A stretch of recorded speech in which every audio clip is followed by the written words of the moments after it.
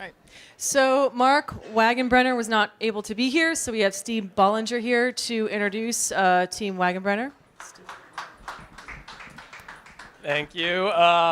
The question that we presented to our team was, how can fixed guideway transit be introduced to the High Street corridor so that it's successful and impactful and demonstrative example for Columbus/Central Ohio and potentially connected to a larger system?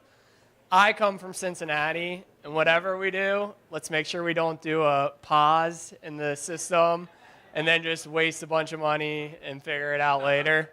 So hopefully our team comes up with some great ideas. Here's Josh.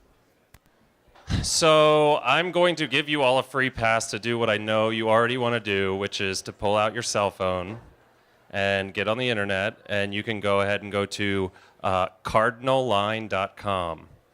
And you'll see that our presentation is actually just tabs of Google Chrome from the website, which you can all now access and follow along with us.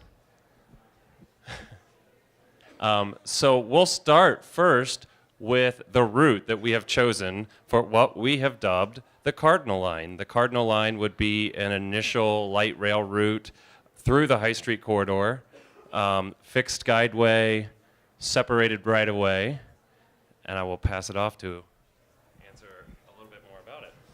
Hello, so here I am talking about the route for the Cardinal Line. So as you can see here on our screen, we have the route that we proposed for the Phase 1 to be along North 4th and Summit, and it's going all the way from the Columbus Commons all the way to Ohio Stadium. Now, the reason we just focused on this first area was because we first want to start with a Phase 1 to build the infrastructure of our system. And then after that, we want to build out to all the different other neighborhoods and cities, such as the airport and even going all the way up to Polaris. But the reason we chose this area is because we can't go down High Street. And the reason for that is because the right-of-way, the availability for that may just be totally disrupted. So if we build on that, on the High Street corridor, it could hurt financially to those businesses. And at the same time, maybe between Summit and North 4th, the right-of-way availability might be a lot easier to acquire. Now, at the same time, we can, by doing the first phase, there's going to be a lot of ridership going from the Ohio State campus, maybe even downtown, all the way to Ohio Stadium. So we're going to get a lot of ridership, which is a good thing for case studies to see first how it's going to operate and how are we going to handle the system, and then branch out from there. And when we're talking about the route, besides this, we want to have future plans to go all the way, like I said, to the airport, all the way to Polaris, branch out even from east to west. So next we'll move on to the, of course, most important part, which is the funding. So this plan would be built by the City of Columbus. It would be totally within the City of Columbus. And as I hope most of you know, Columbus has one of the best municipal bond ratings in the country, which means it would be really cheap to borrow money to build this line.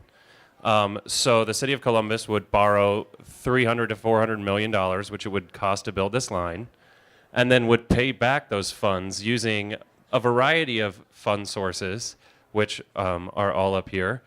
The first one would be an event ticket fee.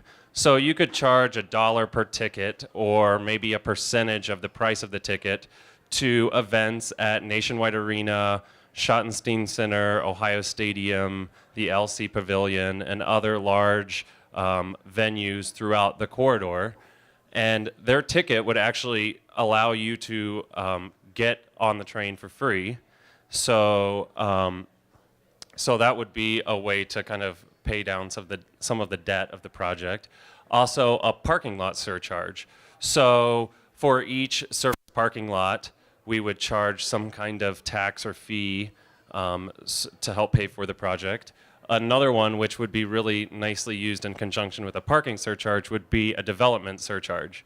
So when those parking lots are developed into a larger project, those funds would also go to help pay for this rail line. Another source of funding would be the casino tax revenue. So we know that a portion of the casino taxes from the entire state of Ohio go to Franklin County and the city of Columbus. So a portion of those tax receipts could go to pay for this project, as well as funding from the Ohio State University. So we know that Ohio State would obviously be a big beneficiary of this line. It would help bring students and commuters to campus. It would help bring folks to events at the Schottenstein Center and Ohio Stadium, and it would help alleviate a lot of the parking issues that OSU deals with. So next we'll move on to the future of this system. So we saw here that phase one, which is this sort of piece of the line, really would connect to a larger system. So it's not just serving the short north or serving Ohio State. It really, in the future, would serve the whole metro area, and that would be a crucial connection. So the next we'll look at some comparable systems to the initial line that we're proposing. The first one is the Red Line in Houston, which was initially built in 2004. It was a 7.5-mile line. The fares were $1.25. The initial cost was $325 million. It was built at $43 million per mile, and it currently services 36,000 people per day.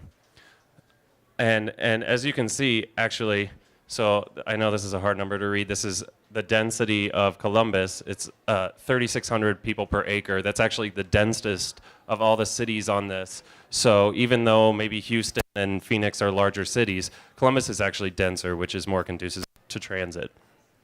The next one we have is Charlotte, which is much less dense than Columbus. They built a 9.6-mile line in 2007. They're currently getting 15,000 daily riders, and it cost them $463 million to build their original line. And lastly, we have Phoenix, which in 2008 opened a 20-mile light rail line. They have 45,000 riders daily. The initial cost was $1.4 billion. It was a 20-mile line, so big cost there. And then lastly, here's kind of what our line would look like in a snapshot. It would be 4.8 miles. The fares would be $2. The initial cost would be between $300 and $400 million. And the cost per mile would be around $60 to $80 million per mile. So I know you all enjoyed getting on your cell phones for those few minutes, so I would invite you back to get on the phone. You can go to actually cardinalline.com/about, and it will give you a little bit more information, just sort of about the Good Ideas Project and about where we kind of came from with our question. And then there's actually another page, which I don't have up here, but you can access through the website, which has